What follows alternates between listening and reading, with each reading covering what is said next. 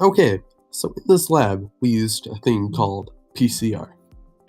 PCR, which stands for polymerase chain reaction, was invented by GMOs. PCR is a simplified version of bacterial DNA transformation. It copies a specific sequence of DNA and can make billions, millions copies of the sequence. These copies are called PCR products or amplicons. PCR must be able to properly target a sequence. Primers match and bind to the target sequence. The primers allow PCR to be very specific.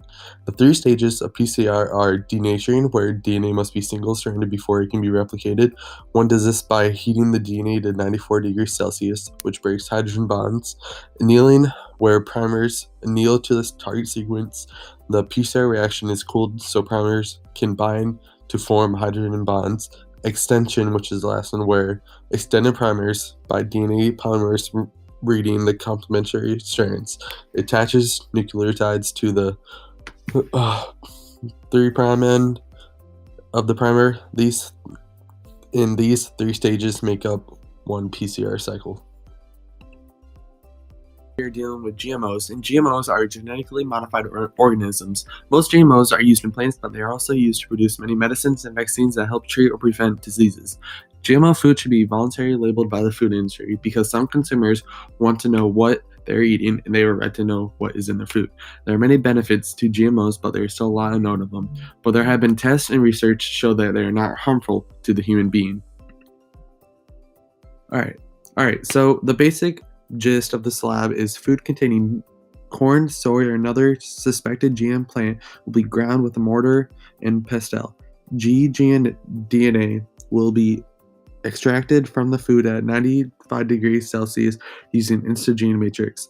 Gene matrix binds divalent ions such as magnesium and prevents them from acting as cofactors for DNA degrading enzymes. PCR reactions will then be set up using the extracted DNA and primers specific for the genetic modifications. Once amplified, the PCR products will be run on agar straps. Alright, so the primers we are using in this lab are PMM and GMM. The PMM primer recognizes the plant gene, and the GMM primer recognizes the GMO gene. Both of these primers amplify the plant and GMO gene. The foods we are testing in this lab are tortilla chips from Costco and a coconut oat garmin bar. Our controls are GMO negative oatmeal, which is the negative control, and the GMO positive DNA, which is the positive control. Alright, so in lane 1, there's the non-GM DNA with the PMM primer. In lane 2, there's the non-GM DNA with the GMM primer.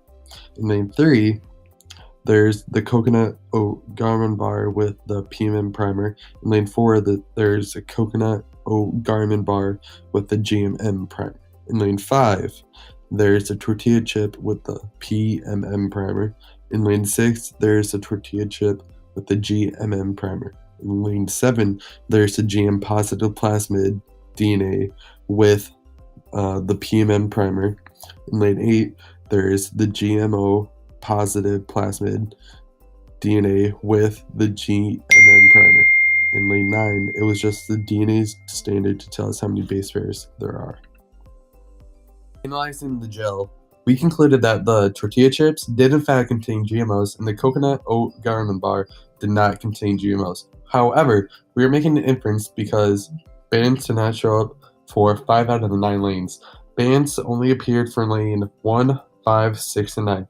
Lane 1 showed the band for the plant gene, and that was 500 base pairs. And lane 2 would have shown a band for GMOs, but the sample tested was non-GM DNA, so there should not have been a band present.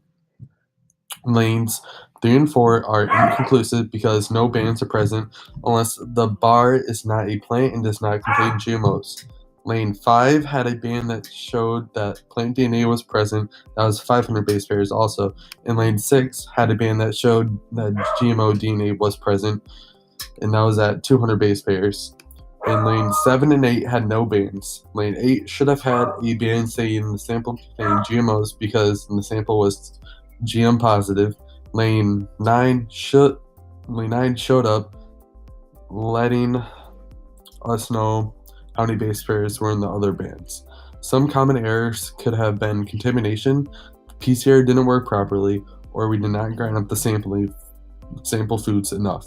This technique is used in the real world for a wide variety of applications, including genotyping, cloning, mutation detection, sequencing, microarrays, forensics, and paternity testing.